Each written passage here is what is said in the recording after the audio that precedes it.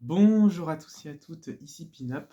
Aujourd'hui, nouvelle vidéo. Ça va faire un petit bout de temps que je n'ai plus rien posté. Ça va faire 2 semaines que j'ai rien posté sur ma chaîne.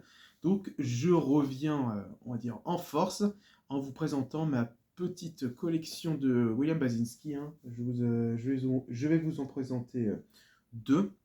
Alors, pardon, excusez-moi, je l'ai déjà présenté dans mes derniers achats d'été, partie 1, partie 2 ou partie 3. Mais c'est vrai que je vous les ai jamais présentés correctement, vraiment bien en détail. Donc, sans plus tarder, on va commencer. Et à la fin de la vidéo, il y aura une petite update de vous parler qu'est-ce qui va se passer cet été, etc., etc. Donc, d'abord, qui est William Basinski? Alors, William Basinski est un compositeur, musicien de musique ambiante électronique expérimentale américain. Alors, il a un deuxième prénom, c'est James Basinski aussi. Et à la base, William Basinski était dans un groupe de jazz, il était saxophoniste. Et il avait intégré plusieurs écoles de musique classique. À la base, il voulait faire de la clarinette, mais il a arrêté tout ça, tout ce qui est un peu musique classique, jazz, hein. Il était dans un groupe, hein, il faut savoir. Alors par contre, le nom du groupe, je sais pas, hein. Si vous le savez, dites-le moi dans les commentaires, s'il existe toujours ou si c'est un groupe d'étudiants jouant au jazz, etc. Et donc, il faut savoir qu'il a été pas mal inspiré de la musique de Steve Reich, de John Cage, de toutes ces personnes, de la musique minimaliste, hein. Il a été pas mal inspiré, hein. Bah, après, la musique minimaliste, ça inspira pas mal d'artistes d'ambiance, hein. C'est un peu les débuts, quoi, la musique minimaliste. C'est ce que j'aime aussi, hein. Steve Reich, j'aime beaucoup ce qu'il fait. Musique for 18 musiciens. C'est un classique, hein, mais il est génial cet album. Et donc il faut savoir qu'à la fin des années 70, il s'intéressa beaucoup à cette musique et commença à créer de la musique expérimentale. Alors, il faut savoir que la musique de Basinski est assez spéciale car en fait c'est des espèces de boucles qu'il fait, toujours des espèces de petites mélodies courtes, assez mélancoliques, assez, assez apaisantes à écouter, assez froides et parfois un peu sombres et angoissants, parfois beaux aussi, c'est un côté très beau, mais il y a tout, il y a, sa musique n'est pas non plus très joyeuse, hein. Si vous connaissez bien sa discographie, elle n'est pas non plus extrêmement joyeuse, c'est toujours une ambiance apaisante mais un peu stressante mais extrêmement belle, très envoûtante. Et en fait, ces espèces de petits morceaux de musique, il fera des espèces de petites boucles sur sur des cassettes audio, des choses comme ça, pour vraiment créer un espèce de feedback et vraiment comme si c'était une et grande seule musique, une grande seule musique avec ces espèces de petites boucles qu'il a réalisées. Et en vrai, on s'en aperçoit pas du tout, hein. Par exemple, son premier album Shortwave Music, si je ne me trompe pas, oui, Shortwave Music, bah, dès le début, on sent déjà la patte Basinski quoi, dedans. Il y a un côté, moi je me rappellerai toujours la première fois que je l'avais écouté, c'était un été, il faisait chaud, je me suis dit tiens, je vais écouter cet album, ça m'a mis vraiment dans un trance, c'est toujours très angoissant, c'est très distordu, etc.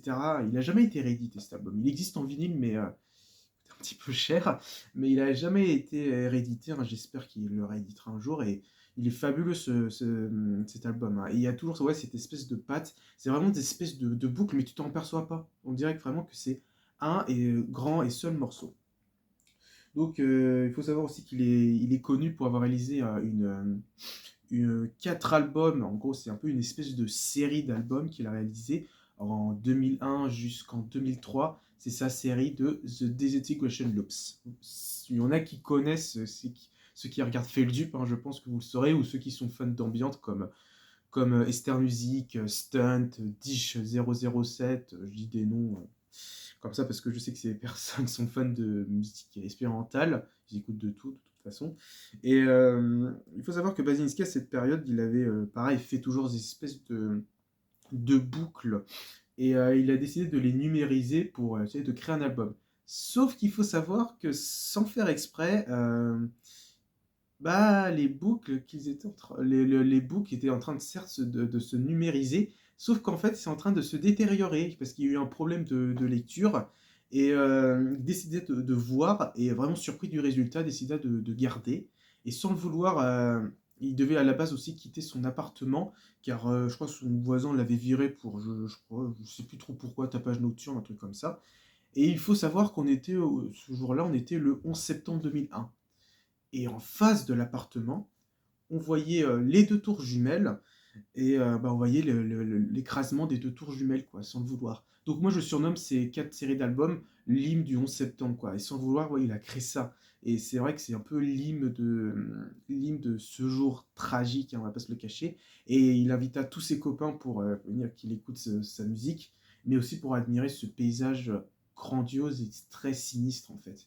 Et du coup, ces albums, c'est vraiment considéré comme un des classiques de l'ambiance et en même temps, je peux comprendre pourquoi. Il est fabuleux, ils sont fabuleux ces albums-là, ils sont excellents, très très beaux, très grandioses, mais en même temps très froids et très sombres. Notamment, je pense à la première musique, on entend cette espèce de bruit, on dirait presque un espèce d'orchestre qui joue un peu à la Caretaker, très lugubre, etc., mais en même temps très lourde et très gros, en fait, comme si on voyait quelque chose de grand et impressionnant. Et en fait, pour ma part, j'ai l'impression que les quatre séries d'albums qu'il a réalisé, Basinski, bah, c'est un peu les phases des immeubles en fait qui se détruisent. J'ai l'impression que le premier album, bah, c'est les immeubles avec la fumée. Le deuxième, c'est l'immeuble qui commence un peu à se détruire. Troisième, l'immeuble commence vraiment de plus en plus à se détruire. Et dernier, on voit plus du tout les immeubles et on voit que cette grosse fumée. Et c'est pour ça que dans la version vinyle, il y a un énorme catalogue où on voit toutes les photographies de ces titres-là. Alors, The Disintegration Loop, ça a été joué aussi par un orchestre symphonique, enfin par un orchestre, non peut-être pas par un orchestre symphonique, par un espèce d'orchestre. Et ils l'ont fait plutôt bien. J'ai écouté brièvement et ça marche plutôt bien. Je trouve que c'est vachement cool. Donc voilà, Basinski, c'est lui aussi qui a créé ces séries d'albums hein, qui sont excellents. Moi, personnellement, j'aime beaucoup ce qu'il fait. Il y a aussi notamment Water Music que je trouve excellent. Ça, c'est d'autres projets. Je vais vous dire d'autres projets aussi que je vous recommande d'écouter. Et donc, Water Music, si vous ne connaissez pas, c'est pareil, c'est toujours cette espèce de petite boucle. Mais là, il y a quelque chose de beaucoup plus beau. J'avais dit que sa musique est beaucoup plus sombre. Ça dépend. Parfois, il peut faire quelque chose de beau, mais c'est toujours quelque chose de lugubre. Et cet album, à la base, il faut savoir que Water Music, il existe en deux parties. Il faut savoir que j'étais pas grand fan à sa sortie, parce que je trouvais ça pas terrible, trop peut-être minimaliste. C'est marrant, parce que voilà, bah, je pense, cet album, bah, c'est ce que voulait faire ressortir Basinski, quelque chose de minimaliste, mais de très très beau, et comme si on était au fur et à mesure des profondeurs. Et alors à la base, je me rappellerai toujours quand j'ai écouté cet album, il m'a pas mal marqué. C'était cette année-là.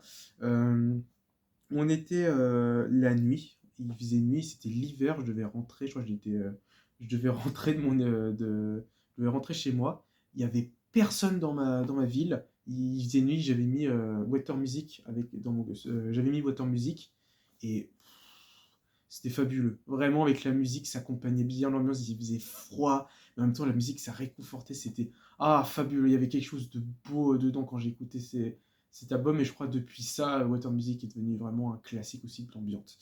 Pour ma part, je dirais pas que c'est son meilleur album. Pour ma part, c'est les 4 séries du Disintegration Loops. Alors, il faut s'accrocher si vous voulez aller les écouter.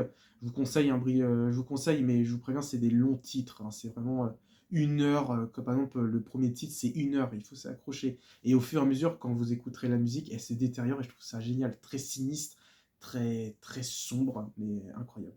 Il fera d'autres projets aussi, là ces derniers temps, il en a sorti vraiment pas mal, comme Lamentation, que je vous recommande d'écouter, qui est pour ma part, je considère comme la suite de The Integration Loops, où on a l'impression que c'est l'après l'attentat et que personne ne sort, un peu ce qu'on a eu par exemple Bon, c'est un peu triste ce que je vais raconter, l'attentat du Bataclan, presque personne n'est sorti, mais moi j'ai l'impression que c'est ça, tout le monde est resté chez eux et tout le monde est stressé, anxiogène, et on sent bien dans cet album qu'il y a un côté très sombre, mais magnifique. Cet album est magnifique. Il sortira aussi Selva Oscura avec Lawrence English, qui aussi qui est aussi un artiste de musique expérimentale, qui est vraiment très très beau cet album. La pochette est magnifique, mais il est très très beau.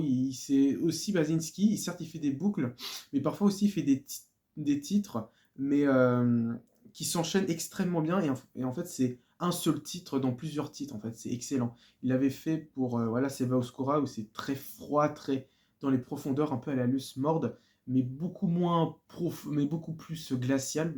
Et voilà. Donc aujourd'hui, j'aimerais vous présenter deux.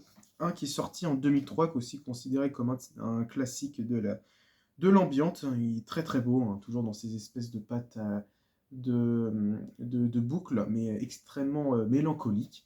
Et donc j'aimerais vous présenter Mélancolia de William Basinski. Alors, Mélancolia de William Basinski est sorti peu après The Disintegration Loops. Et pareil, cet album, il est fabuleux. Alors, il faut savoir que j'ai réussi à l'avoir chez un disquaire, chez mon disquaire préféré, Balade Sonore. Hein, il revient pas mal sur ma chaîne, mais que voulez-vous, c'est mon disquaire favori. Et j'ai réussi à l'avoir à temps parce que c'était le dernier exemplaire. Et voilà. Donc cet album, il y a pas vraiment d'histoire dedans. C'est vraiment un album classique qu'il fait. Mais là, c'est beaucoup. Ce qui vient plus en avant dans cet album, c'est qu'il y a du piano.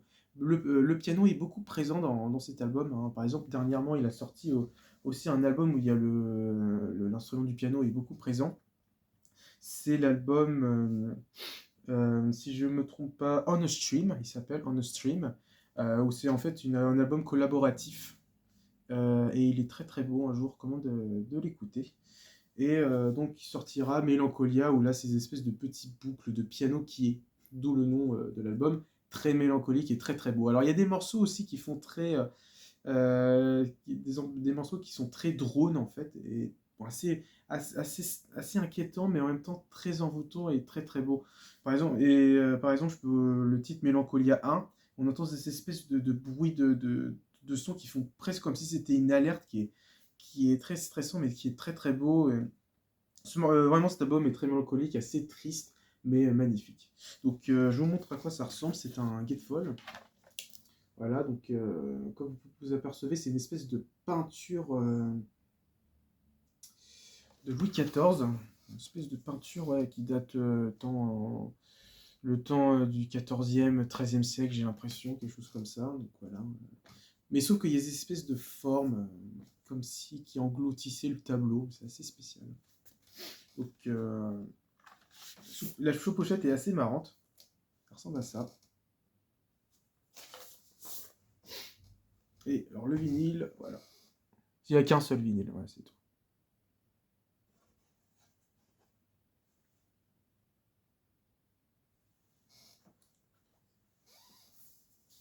Non, franchement, il est très très beau et c'est pour ça que je fais cette vidéo, car lundi prochain, je vais aller le voir. Enfin, je vais bientôt aller le voir. Je ferai comme pour Otecre, je vais filmer un extrait pour vous le mettre sur YouTube et je ferai une petite critique, comment ça s'est passé le concert. Hein. J'ai hâte de vous dire ce que j'en ai pensé. C'est pour ça que je fais ces petites vidéos où je vous présente ma collection.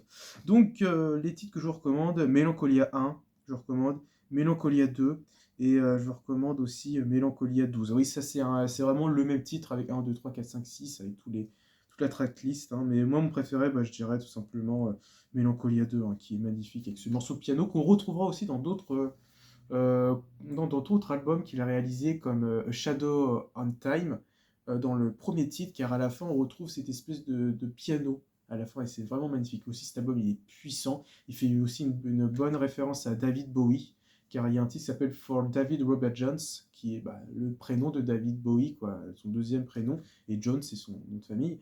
Et en fait on entend cette espèce de morceau de saxophone. Au début je pensais que c'était un morceau de David Bowie qui l'a samplé, mais je pense que c'est lui qui joue et ce deuxième morceau, il est sublime, il est profond, il y a un côté très puissant dedans, voilà, que je trouve fabuleux. Donc voilà. Et ensuite, le deuxième que j'ai, bon, lui, on le trouve vraiment partout, il est sorti en 2019, c'est On Time, Out of Time.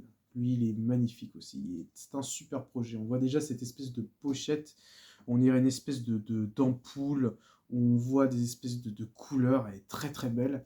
Et il faut savoir que cet album, c'est un peu comme pour Selva Oscura.